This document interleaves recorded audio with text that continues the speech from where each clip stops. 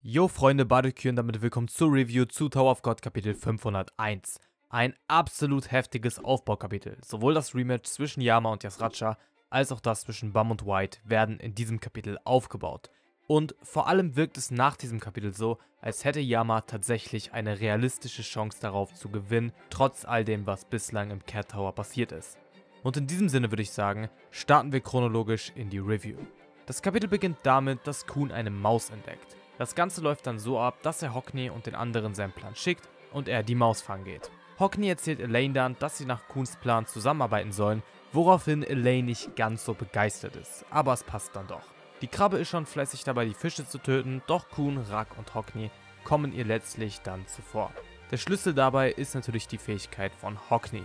Dies hat dann auch zur Folge, dass sie sich nun ein Item kaufen können und natürlich entscheiden sie sich für Enemy Forced Return. Hätte ich tatsächlich erst zu einem späteren Zeitpunkt erwartet. Daraufhin geht dann noch der Schwenker auf Yasracha, Doom und den zerfledderten Yama. Es scheint etwas zeitverzögert zu sein, da wir noch ein kleines Gespräch bekommen, bis das Item seine Wirkung zeigt. Zunächst geht es um das Gespräch aus dem letzten Kapitel, in welchem Yasracha Yama darüber aufgeklärt hat, dass er kein purer K9 ist. Deshalb macht Yasracha sich auch über ihn lustig, woraufhin dieser dann aber zurück in das Gefängnis geschickt wird.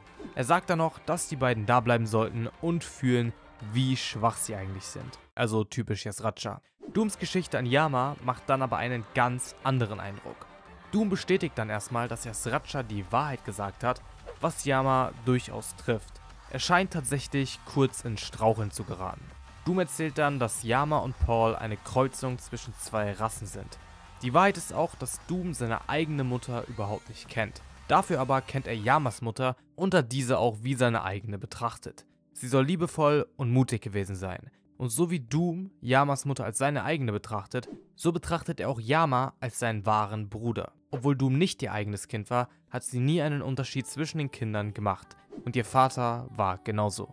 Die Lopobir-Familie und der Yasracha, der scheinbar die Fäden gezogen hat, haben ihren Vater dann aber als Verräter beschuldigt.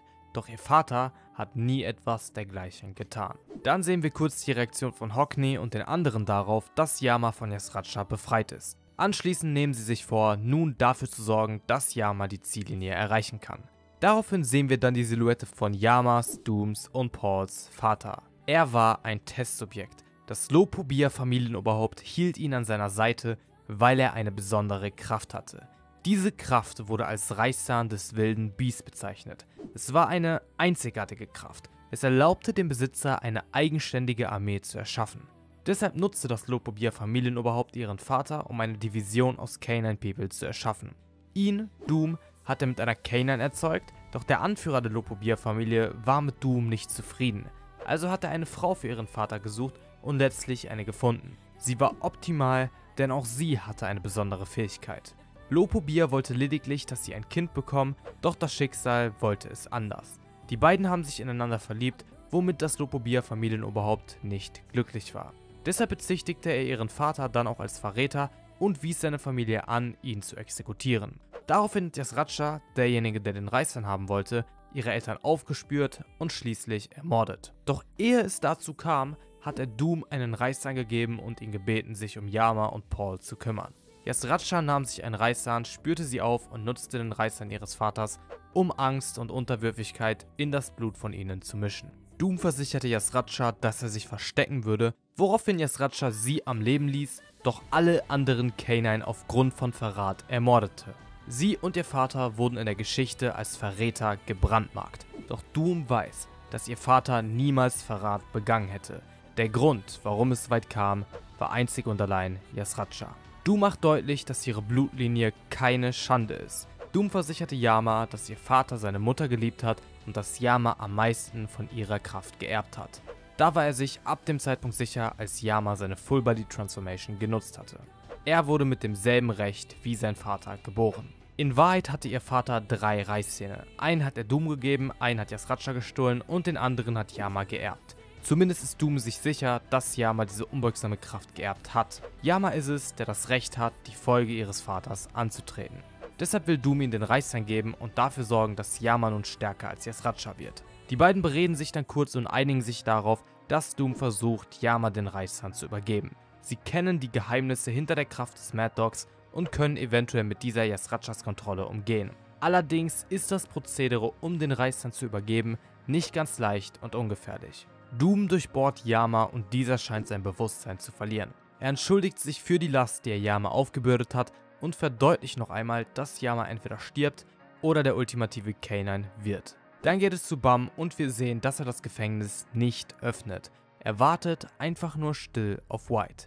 Er muss White besiegen und dann seinen Meister retten. Arya verdeutlicht, dass es einfach eine Falle sei, doch Bam ist es egal.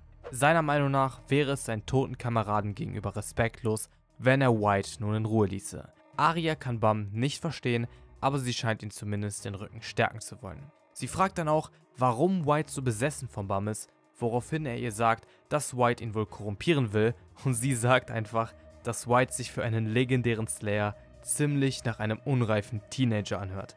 Der Disrespect ist wirklich anders hier an dieser Stelle. Bam sagt dann, dass er dort warten und White besiegen wird, wobei er White, wie wir wissen, viel mehr töten als besiegen will. Es interessiert ihn nicht, ob er sich dafür korrumpieren lassen muss. Wenn er müsste, dann würde er selbst seine eigene Seele dafür verkaufen. Und Arya fragt sich nur, ob es wirklich das ist, was die Toten wollen würden.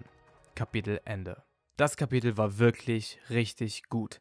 Die Hintergrundgeschichte war der Hammer, die Vorfreude auf Yama ist anders und Bams Worte sind absolut verrückt und folgenschwer. Es wird jetzt wohl einiges auf uns zukommen. Erstmal zu Yama und Doom, wobei ich speziell über ein Thema reden möchte. Natürlich könnten wir jetzt darüber diskutieren, ob Yama den Prozess durchhält oder nicht, aber ich denke, die Antwort ist relativ vorhersehbar. Yama wird als ein Biest zurückkommen und es irgendwie schaffen, sich von der Kontrolle zu lösen. Und ganz ehrlich, ich freue mich schon auf den Moment, in dem Yasracha realisiert, dass Yama ihm überlegen ist. Worüber ich aber eigentlich reden möchte, ist Yamas Mutter, denn auch sie soll scheinbar eine spezielle Fähigkeit gehabt haben und da frage ich mich dann natürlich, welche Fähigkeit könnte das sein? Wobei es eigentlich noch interessanter wäre zu erfahren, ob Yama diese Fähigkeit schon besitzt oder erst entwickeln wird. Letzteres könnte ich mir ganz gut vorstellen, denn somit hätte man ein zukünftiges Power-Up für Yama offen. Ich muss auch sagen, dass ich die Silhouette von ihrer Mutter ganz interessant fand, denn sie sieht ein bisschen aus wie ein Fuchs oder sowas in der Art. Ich könnte mir also vorstellen, dass sie von demselben Branch wie auch Alphine stammt, was sehr interessant wäre, weil Elaine anwesend ist und zudem das Yama-Feld beobachtet. Elaine wird garantiert irgendwelche Informationen über Alphines Branch besitzen und könnte somit eventuell auch weiterhelfen. Ich finde es auch ein bisschen schade, dass die Mutter schon tot sein soll. Ich meine, man hätte es sicherlich auch so gestalten können, dass die Mutter irgendwie überlebt hätte, was eine ganz interessante Wendung zumindest ermöglicht hätte, wie ich finde. Ansonsten lässt sich auch zu Bam sagen, dass seine Worte, wie schon gesagt, folgenschwer sind. Gerade im Hinblick auf die Turm-Verschlingen-Theorie ist die Aussage, dass er es nun zulässt, sich korrumpieren zu lassen, sehr, nun ja, ich sag mal, interessant und wichtig. Ich denke, dass wir in den nächsten Kapiteln nicht nur eins, sondern mehrere Feuerwerke erwarten können. Ich denke, dass wir jetzt bald noch Evankhell und Celavan sehen werden und dann wird bei Bam und Yama richtig Action sein. Abgesehen davon glaube ich auch, dass bei Evankhell und Celavan noch etwas sehr Wichtiges passieren wird. Ich meine, gerade Evankhells Plot ist so unfassbar interessant mit der Tatsache, dass sie ein gewisses Etwas zerstören will, was ein Warpgate sein könnte, welches wiederum Adorizahad oder Lopobia holen könnte. Ich halte beides für gut möglich, ihr wisst es, ich rede schon lange davon und ich denke, dass wir in den nächsten 1-2 Wochen mehr dazu erfahren werden. Schreibt mir gerne eure Meinung zu dem Kapitel und eure Erwartungen an die nächsten Kapitel in die Kommentare. Ansonsten wünsche ich euch jetzt noch einen schönen Tag.